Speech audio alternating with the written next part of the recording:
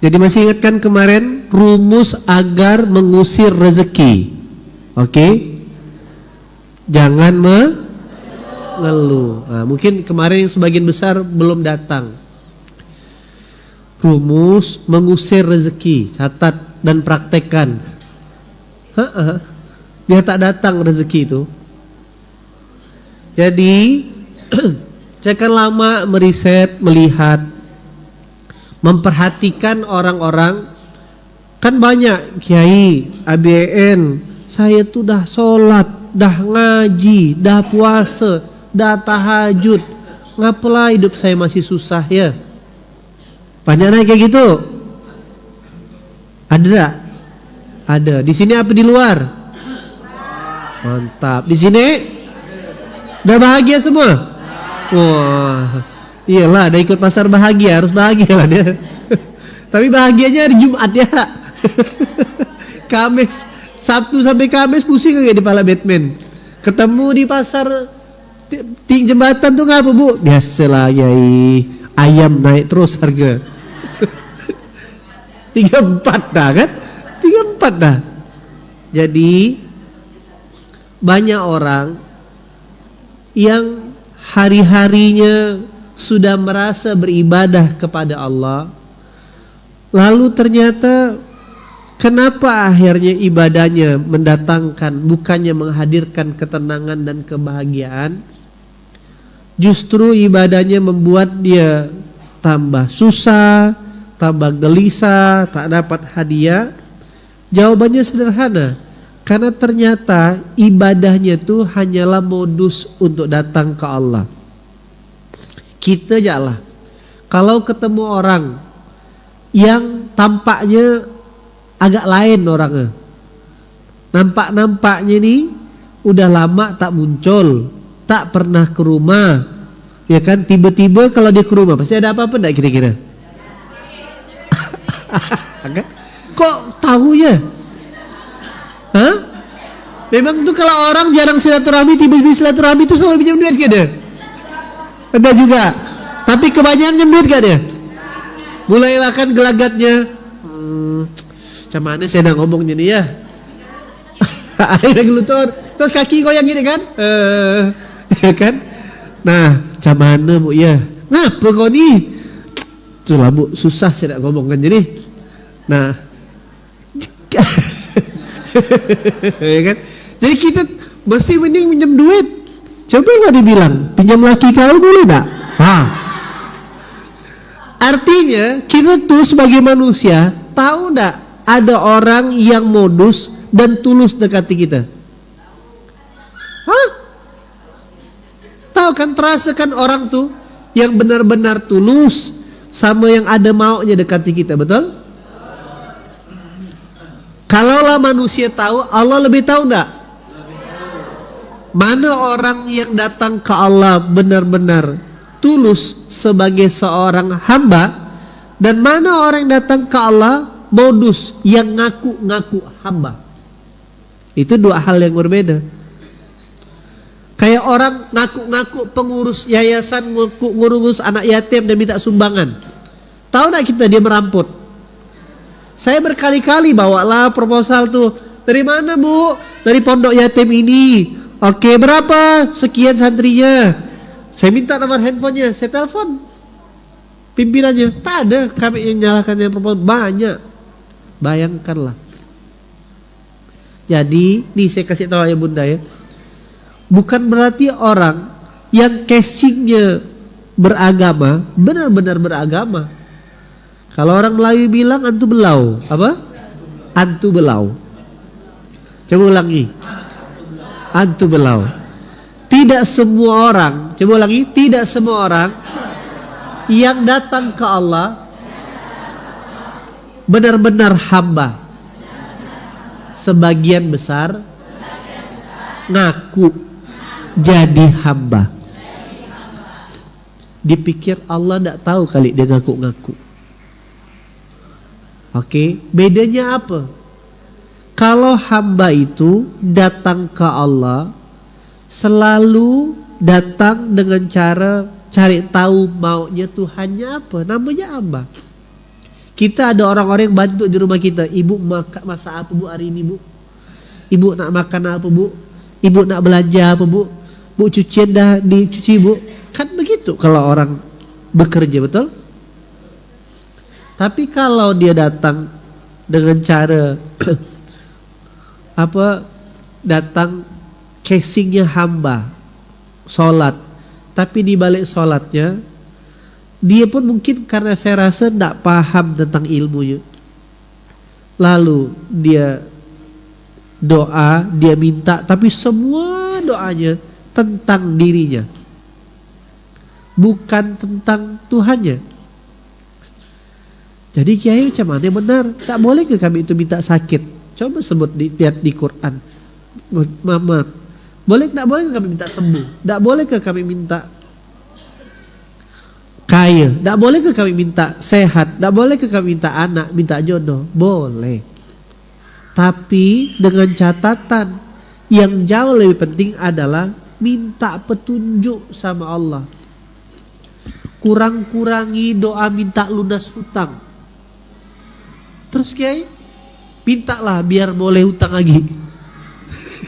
Atau yang lebih betul tuh kurang-kurangilah minta doa lunas hutang, tapi berdoalah agar orang yang hutangkan mau mengikhlaskan. Enggak, coba ya perhatikan. Sekarang saya ingin tanya, siapa yang udah minta doa lunas hutang dari 3-4 tahun yang lalu tapi tak lunas? Ada? Makin banyak, makin nak bertambah hutangnya, betul?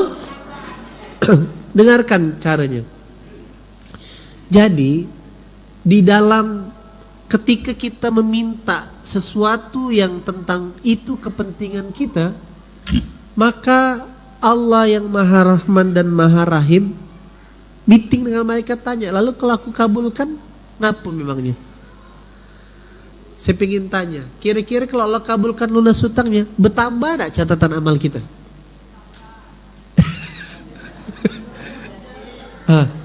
Bertambah tak kira-kira?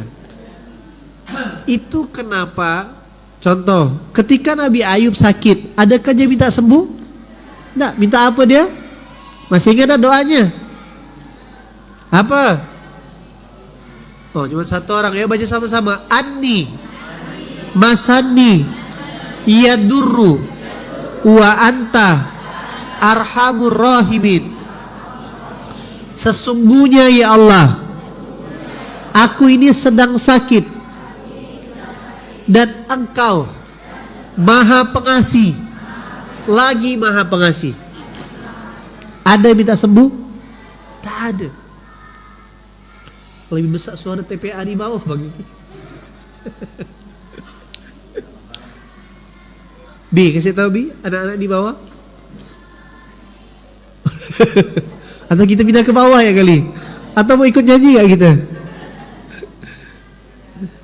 Topi saya bundar. Oke. Nah, ini saya mau kasih tahu rahasia. Inilah yang akhirnya membuat kita tuh enggak selesai urusannya. Inilah yang membuat kita tuh enggak beres-beres. Inilah yang membuat kita, kemarin saya ngisi di sebuah kelas. Judulnya 90 hari lunas hutang. Dan kagetnya saya pikir yang ikut umur 30, 40 tahun, yang ikut umur 60 tahun semua. Dan belum selesai hutangnya. Saya bilang apalah yang lakukan mak-mak dia sampai banyak berutangnya. Oke. Sampailah ada yang curhat berutang tuh nyekolahkan anak, ada yang curhat hutang membesarkan usaha, ada yang curhat hutang itu kemarin renovasi rumah, beli rumah. Ini saya kasih tahu, Rasulullah tuh hutang cuman karena 2 kejadian. Cuman satu urusan perang, satu lagi urusan makan. Berarti keduanya urusan nyawa. Kalau utang untuk renovasi rumah urusan apa kira-kira? Gaya. Utang untuk sekolahkan anak? Gaya. Untuk makan masih urusan nyawa. Tapi kalau masih pun kelaparan, mesin ini terbuka 24 jam. Nah berarti utang itu akhirnya saya ngelihat bukan tentang masalah uang, tidak punya uang, tapi masalah keimanan. Ada tidak yang salah kalau anak tak sekolah? Ada salah tidak kira-kira? Yang salah itu apa kira-kira ketika jeda sekolah? Akhirnya yang menjadi beban dalam hidup kita apa? Malu dengan omongan orang, betul tak? Jadi di dunia ini saya dapat rumus bagus sekali. Di dunia ini ada hal-hal yang ternyata tidak perlu kita pikirkan. Sesuatu yang bisa kita kerjakan maka kita tak perlu pikir karena bisa kita kerjakan. Dan sesuatu yang tak bisa kita kerjakan tidak usah pikirkan, enggak. Karena bukan kita yang menyelesaikan, Allah yang menyelesaikan. Nah maka balik lagi tadi. Jadi ada orang sudah susah. Lalu ketika contoh ya, ketika kita tanda kutip udahlah susah, ya kan? Islam itu kan menawarkan dua hal. Satu menawarkan kita kebahagiaan di akhirat, wa fil akhirati hasanah, dan satu lagi menawarkan kita kebahagiaan di dunia, fid dunya hasanah. Itu kalau kita berislam dengan benar. Lalu pertanyaannya, mama nih saya lihat kan udah ngaji, udah sholat, udah datang ngaji bahagia, udah puasa. Lantas kenapa tidak dapatkan dua hal tadi? Kenapa tak dapatkan kebahagiaan? Kalau kebahagiaan akhirat, oke lah, karena belum mati, betul? Ada yang sudah merasakan kebahagiaan akhirat? Saya itu udah ngerasakan Ustaz, memang akhirat tuh Masya Allah. Ada kira-kira? Tidak ada, berarti masih hidup, oke? Nah, lantas kenapa belum merasakan kebahagiaan dunia? Oke. Satu, karena kita salah definisi bahagia. Selalu definisi bahagia itu banyak harta, betul? Betul? Tahu enggak? Kalau ternyata punya banyak, saya duduk saya Ustadz Lukman, ada Ustadz Dasar Latif, sama Pak Gubernur, Pak Nursan. Pak Nursan bilang, kalau Ustadz EN sama Ustadz Lukman maju gubernur nih, gampang menang. Terus Ustadz Pak Nursan bilang, tapi janganlah, biar saya lah yang di politik, cukup ya Allah dakwah, tidak seindah yang dipikirkan. Makan tak nyenyak, makan tak nyaman. Tidur tak nyenyak. Kalau saya jadi gubernur mana bisa ngisi pasar bahagia? Betul tak? Mana bisa berbual dengan mak-mak macam ini? ABN kemana? Wah ada rapat sama kepala dinas. Bagus saya jadi gubernur atau enggak kira-kira? Bagus gubernur, bagus enggak? Iya kan? Jadi apa adanya cocok kan? Bukan serius gitu ya. Oke. Jadi ya Allah kia-kia dia ketawa tak. Jadi definisi bahagia itu bukan banyak duit. Saya dah ketemu. Nah, gara-gara kita tuh akhirnya fokusnya ke duit, kita lupa dari kasih jantung. Kita lupa dah dikasih tenaga dan dimudahkan Allah bisa sholat subuh. Kita lupa hari ini dikasih anak, dikasih laki yang mau sama-sama ke masjid. Gampang-gampang gak kalau gaji bahagia bonceng berdua tuh. Macam jalan Parit Baru tuh macam punya dia ya. Jalan macam Cina tuh punya dia udah. Saya lewat pun tak tertoleh dia. Dah rasa nak ke surga berdua. Ya kan? Ada budak sana tuh. Nah. Itulah bahagia. Oke. Tetapi gara-gara kita terfokus dengan yang tak kita punya, kita seringnya apa kira-kira? Ngeluh. Ngeluh inilah yang membuat rezeki itu terusir.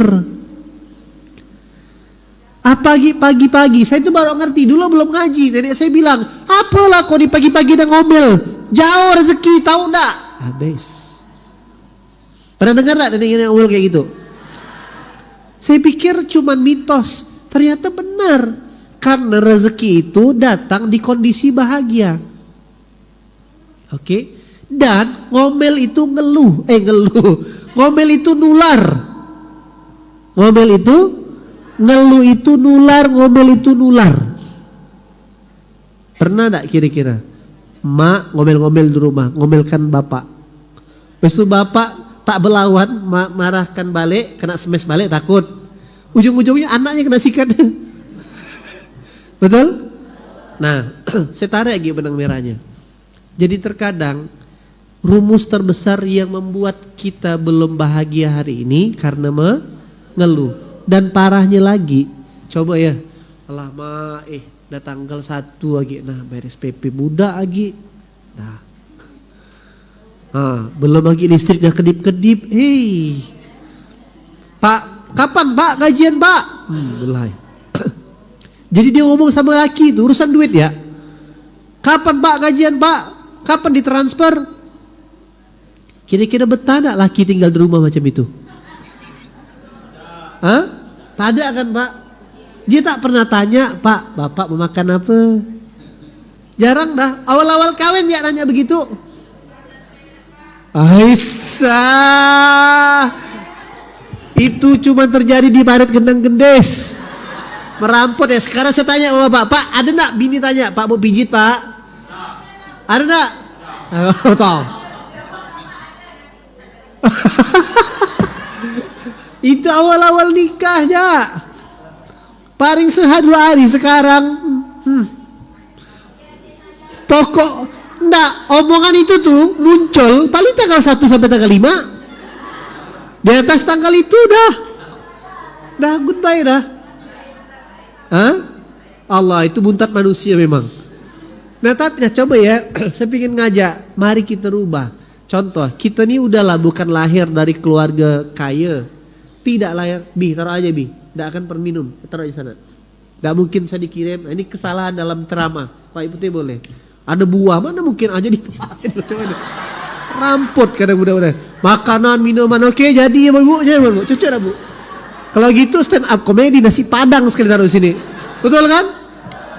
Jangan taruh sini. Nanti tak mungkin saya minum di tengah ramai sebentar ya. Enak.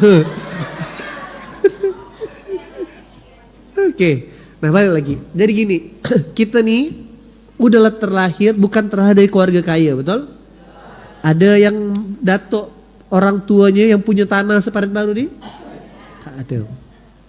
Kita juga bukan juga punya laki atau bini anak orang kaya. Betul? Anak masih juga berjuang, betul? Satu-satunya senjata untuk menghadirkan pertolongan Allah untuk merubah hidup kita. Namanya apa kira-kira? Syukur. Oke? Nih saya ajarin pelan-pelan. Jadi syukur dan jangan mendikte Allah. Kita lah ya, jangan jauh-jauh lah. Bapak lah, saya tanya. Balik-balik rumah, Pak, gaji kau kan 5 juta, 4 juta setengah kau kasih aku sini Pak. 500 ribu untuk bensin kau ya, 4,5 juta biar aku yang ngatur. Nyaman gak bapak-bapak begitu? Tak nyaman. Atau mama dibalik, Mak, pokoknya ini bapak kasih uang 3 juta ya, tolong 1 jutanya untuk bayar sekolah anak, 1 jutanya lagi untuk kita makan, 1 jutanya lagi untuk bayar listrik dan sebagainya. Nah, sama ini Mak, pokoknya hari ini bapak minta masakan tempoyak, lusa besok minta masakan asam pedas, nanti hari besok minta masakan pala kakap, nanti misal ayam kampung. Terus maknya bilang, kau masak seorang apa? Ngasih 3 juta macam cukup ya kira-kira, minta banyak. Oke. Nah, coba jujur, sejatinya Anda orang tuh senang didikte? Orang tuh senang didikte atau senang diapresiasi? Bahkan ini yang jarang di rumah tangga setelah menikah. Saya pengen tanya mak-maknya, kapan terakhir bapaknya, suami-suaminya bilang, sayang aku sama kau nih dek?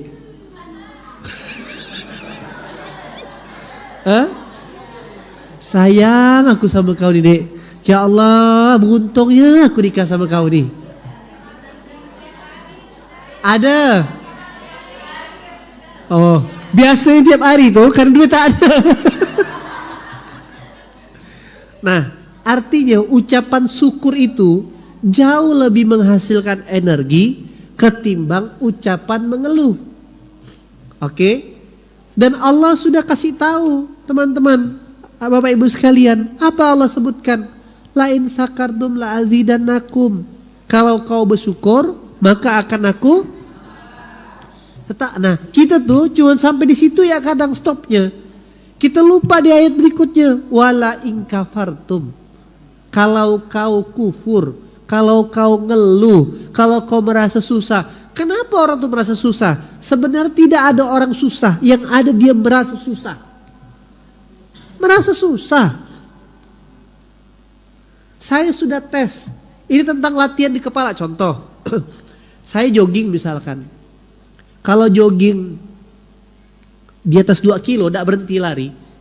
Dan kalau saya sedang tidak mikirkan apa-apa, pasti capek. Kapanlah sampai nih? Nah gitu. Tapi begitu, kalau saya sambil lari, dengarkan ceramah, pakai headset, saya tidak terfokus dengan larinya. Fokusnya dengan ceramah itu. Tengok, udah 3 kilo dah. Jadi tidak ada orang susah, yang ada orang merasa susah. Itu persoalannya hari ini. Contoh, saya analogikan ya. Ibu-ibu, saya akan bagikan sayur nanti jam 8. Setelah, dengan catatan mak balik dulu, ya kan? Bawa balik ke rumah, cari duit 50.000. Saya akan bagikan sayur sama kita langsung liburan ke Singkawang pakai bis.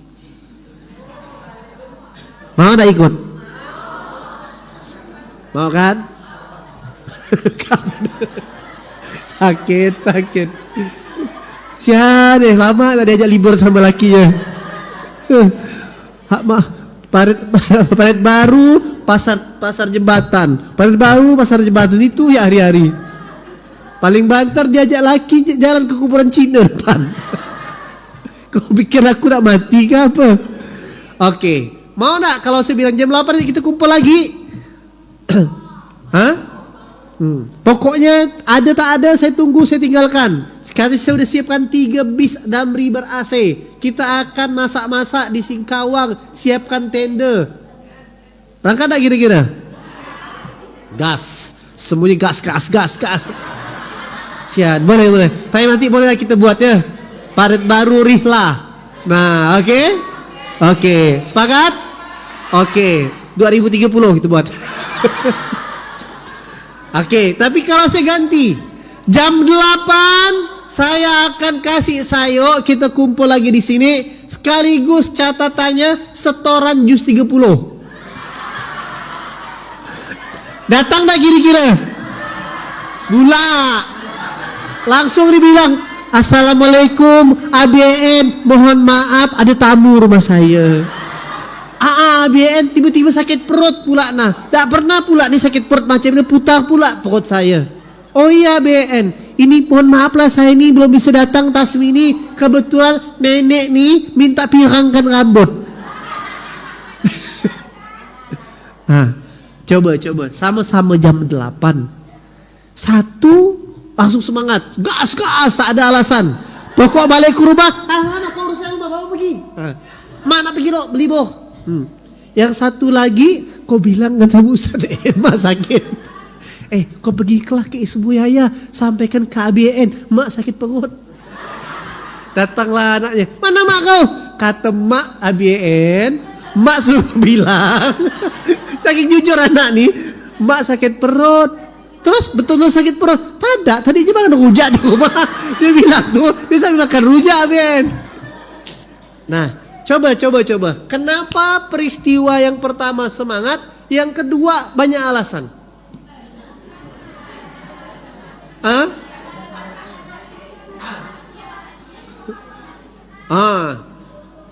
Karena yang kedua pertama tuh menyenangkan, oke? Yang kedua beban. Katanya masuk surga merampok. Nah, Artinya bukan tentang kumpul jam 8 ya kan, itu tentang olah pikiran kan. Karena merasa setoran hafalan jadi beban. Sama juga, hidup itu bukan tentang realita. Tak ada, saya akhirnya sebenarnya berpikir, tak ada orang susah. Contoh, ada orang gara-gara 70 juta nak bunuh diri. Japri saya mau bunuh diri gara-gara 70 juta. Tanyalah sama Bang Kiki, tiap bulan pondok ini harus bayar tanah, nyicil tanah ya ada 250 juta. Belum lagi pembangunan 300 juta bayar tukang sebulan. Belum lagi makan santri 700-800 juta. Adakah duitnya tiap bulan standby? Tidak ada. Itulah ABN, Bang Ican, keliling, ngamen. Om tolong om, mak pasar bahagia om. Om tolong om, mak butuh sayur om. Itulah dia. Ngamen itu maksudnya ceramah kemana, kasih tahu cerita. Nah, ada yang 70 juta, stres macam kiamat dah dunia. Oke, kita yang 700 juta, 800 juta tetap tersenyum. Nah, berarti masalahnya di mana? Pikiran. Tambah lagi, udahlah salah menempatkan rasa, salah pula ngomong sama Allah. Contoh ya, punya tetangga, hari-hari bertetangga, ngeluh ya cerita. Oh bu, itulah kau si nyaman, laki kau tuh baik. Laki aku nak pusing. Nyesal aku nikah sama dia tuh. Tak ada sekali ngasih ke bulanan, asalkan balik. Dah habis itu habis maghrib tuh dah berhembus lagi dia balik jam 11 malam. Terus kita tanya dari mana pak? Kau nih bertanya ya kau lah. Ngomel lagi dah. Lusaknya datang lagi dia. Oh bo, kata dia. Oh long. Kenapa? Itulah SPP anak ini naik rupa. Tambah lagi. Kalau SPP anak ini belacan pun naik gak? Belacan dikeluhkannya. Kira-kira kita yang akhirnya dengarkan keluhan kayak gitu nyaman gak kira-kira? Hah? Akhirnya kalau dia datang ke kita, tutup pintu cepat. Tuh. Kalau ada tetangga gitu datang, cepat tutup pintu dah kita. Ya kan? Ngapa pak tutup pintu? Risau mak, ngeluhkan lakinya lah, ngeluhkan bininya, ngeluhkan anaknya lah, ngeluhkan orang tuanya lah. Tak ada yang betul. Ada nak manusia macam ini? Banyak. Lihat aja di Facebook, lihat aja di sosial media. Maka kata Ustadz Dasat Latif, umat ini kayak daun yang kering, gampang dikumpulkan, berisik dan mudah dibakar. Koruptor harus kita jarah, padahal tak tahu yang nyebutkan langsung kabur.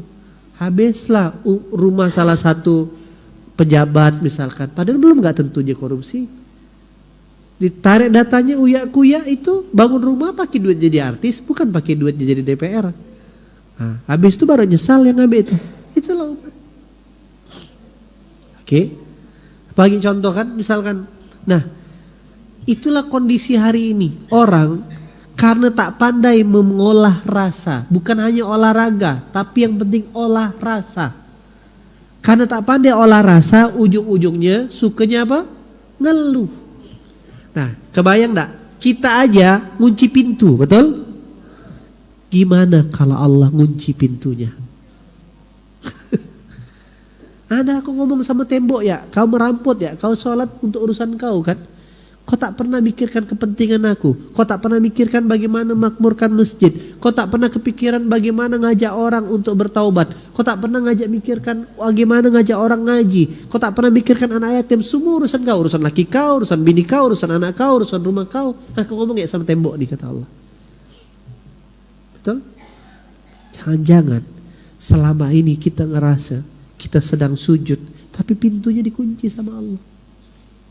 Tapi kan Allah maha mendengar ABN, benar. Tapi kan Allah juga bilang, wala in kafartum inna adzabil sadid. Kalau kau kufur itu turunan yang paling rendahnya ngeluh.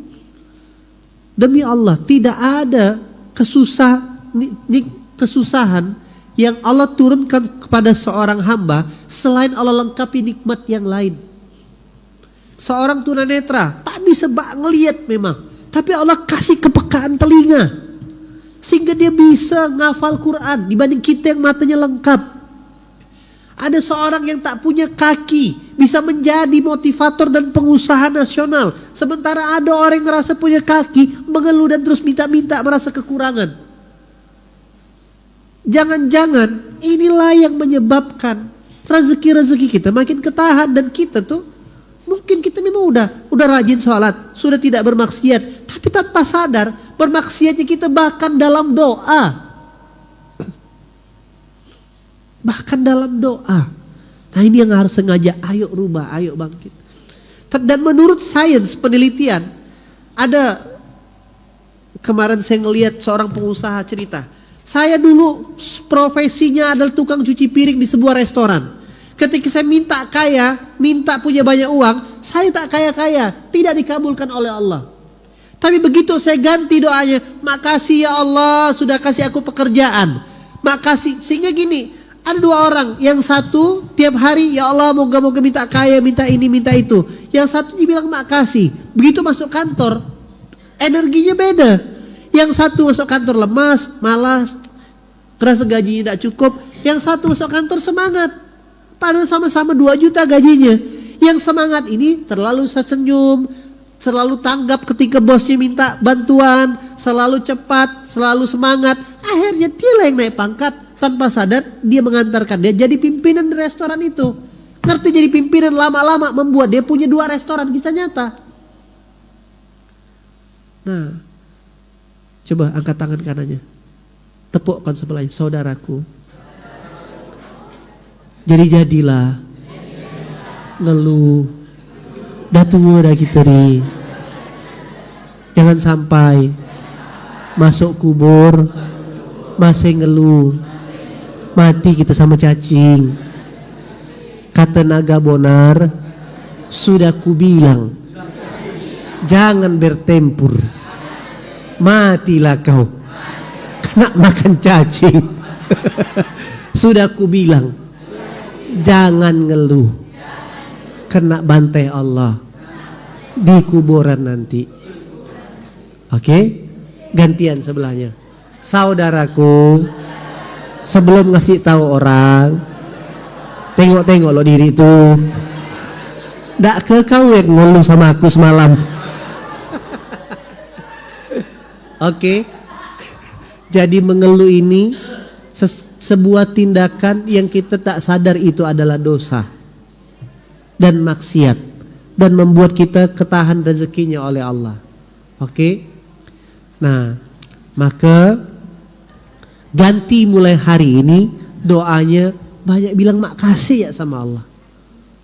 Makasih udah dikasih sehat, makasih udah bisa ngaji, makasih udah punya laki, makasih udah punya anak. Walaupun kita tahu laki kita belum baik, anak bini kita belum baik, anak kita belum baik, tetapi ketika kita bilang makasih, Allah yang akan baikkan dia. Tanpa sadar ya, contoh, Ustaz En, apa nih sayurnya begini nih Ustaz En?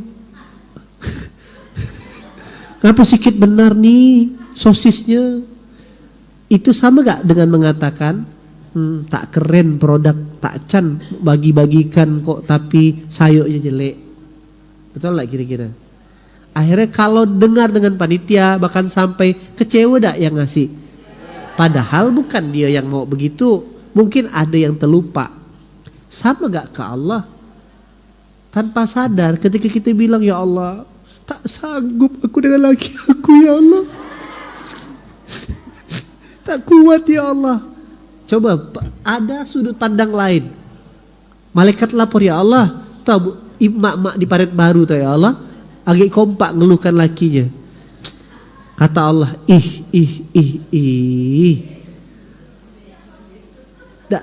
dia berarti dibilang laki-laki buatan aku tuh tak bagus. Betul gak? Coba ngerasa gak pernah berharap mengeluhkan laki malah makin jadi-jadi dia? Betul kan? Maka bilang makasih ya Allah dan titipkan aku suami yang soleh. Walaupun kita tahu maghrib dia masih di jalan, Itu namanya doa baik sangka. Bapak-bapak juga gitu, makasih ya Allah udah kasih aku bini yang lembut ngomongnya ya Allah. Padahal dia habis kena omel kan. Itu namanya doa baik sangka. Kan Allah bilang kalau kau bersyukur aku tambahkan. Kasih ya Allah udah kasih aku anak. Makasih ya Allah udah kasih aku kawan. Makasih ya Allah udah kasih aku kebaikan. Gara-gara doanya demikian, Allah akan rubah yang tak mampu kita rubah dengan bersyukur tadi. Sepakat? Nah, sekarang. Jadi saya mau nyampaikan dua hal. Satu, tiga. Satu, perbaiki rasa kita. Ini kan cara ngubah hidup. Yang kedua, perbaiki lisan kita. Rasa itu ya tetap baik sangka. Yang kedua, lisan yang ngomong yang baik-baik. Nah, yang terakhir sebagai penutup. Perbaiki amal atau tindakan kita. Ingat saya bilang tadi, susah itu urusan rasa. Sama dengan miskin juga urusan rasa. Bukan urusan nyata. Kiai Haji Ahmad Dahlan almarhum pendiri Muhammadiyah tahun 1926 ketika memulai dakwah di Indonesia. Dia bukan lagi tak mampu makan, tapi tak mampu bayar guru. Oke. Lalu ketidakmampuan itu membuat guru-guru yang ngajar di Muhammadiyah terlambat gajinya beberapa bulan. Apakah beliau menyerah untuk berdakwah? Tidak. Lalu Kiai Haji Ahmad Dahlan memutuskan, ya udah Bu, kita jual lemari, cincin kawin kita, semuanya kita lelang, sofa untuk bisa melanjutkan dakwah ini, menggaji guru-guru. Coba lihat, ini urusan punya duit atau urusan rasa? Wasilah ketika dia akhirnya putuskan untuk bikin pelelangan depan rumahnya, dilelang. Ini semuanya, berdatanganlah orang-orang kampung tetangga yang datang. Tiba-tiba, ini berapa lemarinya? Oh, ini 1 juta. Kalau dulu tuh pakai mata uang Belanda, gulden. 1.200 gulden total yang dia lelang. Tapi ternyata, nah, inilah titik balik yang tidak sanggup dilakukan banyak orang tentang episode keimanan. Akhirnya orang-orang datang tuh bukan mau beli lemarinya, sofanya, emasnya, kasurnya. Orang datang, tadi berapa nih? Ini 1 juta, ini 1 juta, tapi saya tidak ambil lemarinya. Ini 2 juta, tapi saya tidak ambil sofanya. Ini 3 juta, saya tidak ambil. Terkumpullah 1.200 gulden bahkan lebih. Dan dari situlah titik balik orang tahu Muhammadiyah, guru-guru terbayarkan, bertumbuh. Dari keyakinan menjual semua isi rumah buat berdakwah, membuat Muhammadiyah hari ini punya kekayaan 2.000 triliun. 4.000. Saya jadi ingat hal yang sama. Sahabat saya, guru saya, Ayah Man. Ayah Man pulang dari S2 Malaysia, sedang tidak punya apa-apa, tidak punya kerjaan, serupiah pun tidak ada. Ingat sekali lagi tentang rasa. Lalu suatu ketika ada orang pondoknya punya banyak padi, tapi tak ada lauk, tak ada minyak, tak ada token listrik, tak bisa bayar. Lalu minta tolong sama Ayah Man. Oh Ustaz, boleh enggak minta tolong jualkan beras kami? Akhirnya Ayah Man ikut ngajak saya waktu itu menyebarluaskan, dijual beras 6.000 sekilo. Zaman itu 14 tahun yang lalu. 6.000 sekilo, ada kurang lebih 1 ton. Berarti kalau 6.000 kali 1.000 kilo 6 juta duitnya, tak banyak duit tuh. Akhirnya berdatangan orang ngasih duit 6.000 tapi tak mau ngambil berasnya. Terkumpul bahkan uang dari pondok itu 12 juta. Lebih banyak. Tapi karena kita sadar 6 juta berasnya kita bagi-bagikan. Ternyata waktu bagikan ke pondok-pondok yang lain, masalahnya rupanya sama. Yang ini ada beras, tak ada uang makan, pondok-pondok malah tak ada berasnya. Dan dari sanalah lahir gerakan infak beras yang hari ini sudah 700 sampai 800 ton sebulan. Dan itulah yang membuat Ayahman, seorang pengangguran, guru ngaji kampung yang tidak dikenal, dah banyak ustadz-ustadz terkenal di Pontianak, hari ini Allah takdirkan dimuliakan. Kalau kejadian Muhammadiyah, kejadian Ayahman, malaikat tawarkan ke mak-mak, ke bapak-bapak, mau dan tahu hadiah yang didapatkan hari dimuliakan, dicukupkan hartanya, mau tak ngambil peluang itu? Mau tak kira-kira? Tiba-tiba malaikat bisikkan, Umi, ini ada pondok, minta tolong. Ya kan, kalau Umi kerjakan bantu pondok ini, maka Allah janjikan mengayakan Umi. Mau tak Umi kerjakannya? Karena udah dibocorkan malaikat. Tapi kalau sekarang datang, oh Umi, tolonglah masjid nih. Jangan karena nolong masjid, kau tengoklah aku ya butuh tolong. Betul? Ada kesamaan enggak dengan kejadian Kiai Haji Ahmad Dahlan sama Ayahman? Sama enggak kira-kira? Kira-kira.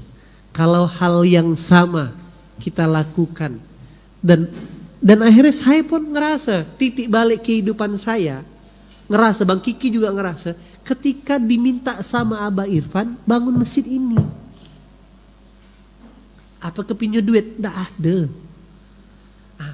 Dan ternyata kadang tuh gini loh, ketika ada yang minta tolong, kan kita tuh selalu bilang gini, kalau aku ada duit sih aku bantu tuh meramput. Waktu ada duit mana dibantu? Dan kadang tuh sering peluang-peluang begini datangnya saat kita lagi tak ada kan? Datang tetangga, datang adik kita pun dah terjengap-jengap nabung. Oh kak, boleh dah pinjam 1 juta. Padahal kita dah nabung untuk bayar sekolah anak. Ingat kejadian tukang haji naik, tukang bubur naik haji. Tukang haji naik bubur. Dia udah nabung lama tuh jualan bubur. Udah di depan konter bang, udah mau setoran daftar haji. Ditelepon adeknya, oh bang, boleh gak aku pinjam duit kau bang? Buat apa? Aku habis kecelakaan. Ya, untung dia bisa kok bilang, anak masukkan, tak ada dek duit aku. Karena daftar haji. Dan malaikat juga akan bisa bisikan, ini kan untuk ibadah. Maksudnya setan bisikan ini kan untuk ibadah. Tapi tidak, dengarkan ya. Guru saya mengatakan, jika ada 2 urusan, antara urusan seorang hamba sama Tuhannya, antara hamba dengan hamba, maka lebih prioritaskan ketika kita orang minta tolong. Kita lagi zikir, ada tetangga minta tolong. Nah, tunaikan itu jauh lebih utama. Oke. Akhirnya gara-gara dia nolong tetangganya, nolong adiknya tadi, apa Allah takdirkan? Allah takdirkan akhirnya 3-4 bulan kemudian menang undian dari bank berangkat haji. Nah, Bapak Ibu sekalian, kita mau bikinkan, mengajak Bapak Ibu tes, riset, menjemput keajaiban. Programnya 90 hari menjemput keajaiban dengan hadiah yang kita ukur berangkat umroh nanti. Mau enggak kira-kira? Mau enggak? Siap enggak jalan? Dengkulnya masih kuat enggak? Betesnya masih kuat? Oke, maka hari Minggu besok latihannya kita mutar kuburan Cina. Nah, sebelum program ini dijalankan, saya mau ngelepaskan ini dulu. Pertama, mulai latihan olah rasa. Latihan apa? Yang kedua, jangan lagi mengeluh, olah kata-kata. Oke. Yang ketiga, mulailah berpikir untuk berkontribusi. Jangan tengok kondisi kita. Nah, maka nanti akan dijelaskan, kita akan bikinkan program. Menurut rapotnya adalah rapotnya per 6 bulan. 6 bulan kita sudah siapkan sebuah rapot belajar, nanti akan dijelaskan dengan para muhafizanya, ustadz dan ustazanya. Program berarti 180 hari menuju Baitullah. Oke? Jadi nanti ada rapotnya, dipakai handphone, nanti dibuat. Yang tidak punya handphone nanti bisa ditanyakan muhafiz-muhafizahnya. Dan itu yang, tapi sekali lagi program itu ya kan akan bisa berjalan kalau kita sudah betul cara berpikirnya. Tak lagi ngeluh, tak lagi ngerasa mental korban, tak lagi ngerasa orang susah. Nah, bagaimana cara jalankan programnya, detailnya akan dijelaskan. Tapi sekali lagi pagi hari ini saya menegaskan satu-satunya cara untuk menghadirkan pertolongan Allah di kondisi kita yang terbatas ini dengan cara bersyukur. Tetap baik sangka sama Allah. Oke, tetaplah. Saran saya tidak apa-apa, banyak-banyak ngayal, jangan takut mimpi.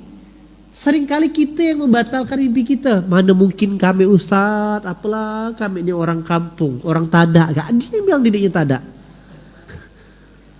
Coba bayangkan, ini saran saya balik ini, bayangkan, oh enak nanti kalau liburan ke Singkawang tuh ya. Betul gak? Oh enak nih kalau berangkat ke Bali nih, pengen nih gua nengok bule-bule ganteng-ganteng di Bali tuh. Enak nanti kalau ke Baitullah, bayangkan hal-hal indah. Bayangkan dan dia akan menarik apa yang akan sedang kita pikirkan. Oke? Jadi pertama latihannya apa? Olah rasa. Olah rasa. Jadi tak ada orang yang susah, yang ada orang merasa susah dan melabeli dirinya susah. Maka sering-sering lihat ke bawah. Yang kedua, olah kata. Nah, maka puncaknya tak cukup dengan olah kata. Kita harus olahraga, harus bertindak, harus berbuat.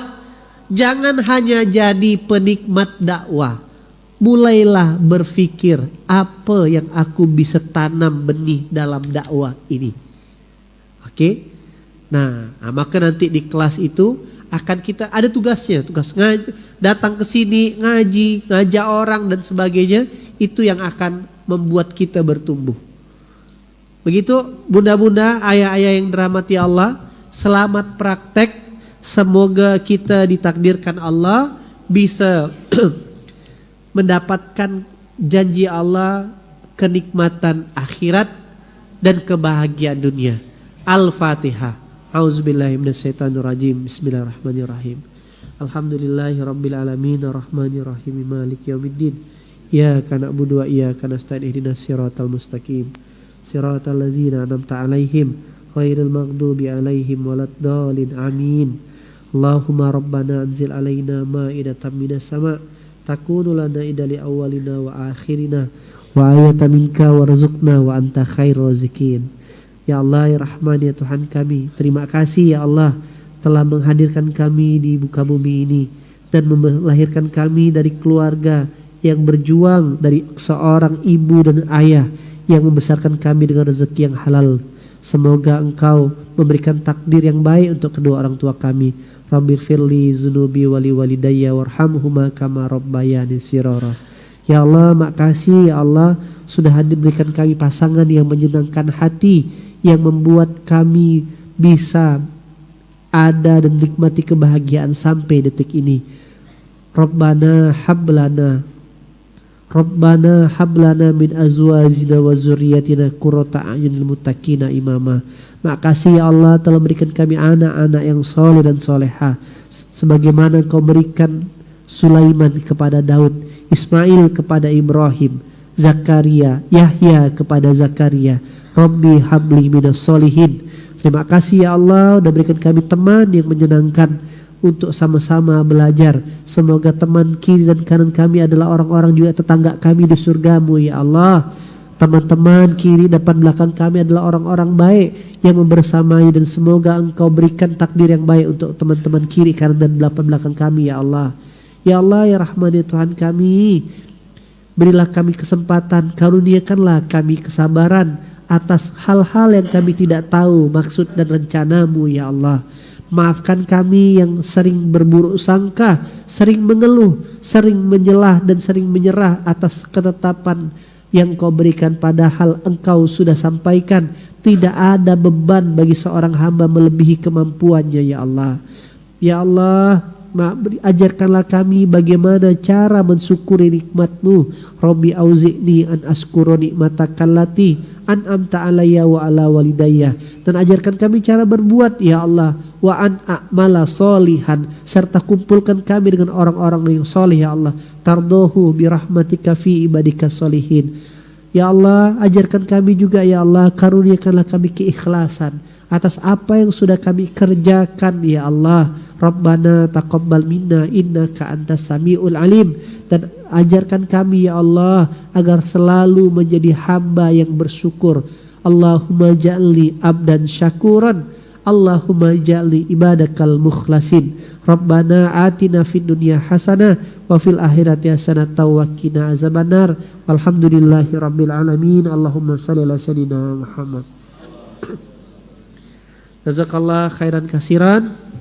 Insyaallah habis ini ya kan silakan lanjut kegiatan. Nanti akan ada pemberitahuan bagaimana program 6 bulan itu yang bisa jadi wasilah dapat undangan dari Allah. Tapi sebenarnya saya kasih bocoran, bukan hadiahnya yang mahal, tapi proses mau melakukan itu yang jauh lebih mahal. Siapa yang terus berproses, maka justru hadiahnya dari arah yang tak disangka-sangka. Terima kasih banyak. Yang kurang-kurang dari saya, yang baik dari Allah. Kita tutup dengan hamdalah. Alhamdulillahirabbil alamin. Dan afaqatul majlis. Subhanakallahumma wa bihamdika asyhadu an la ilaha illa anta astaghfiruka wa atubu ilaik. Assalamualaikum warahmatullahi wabarakatuh.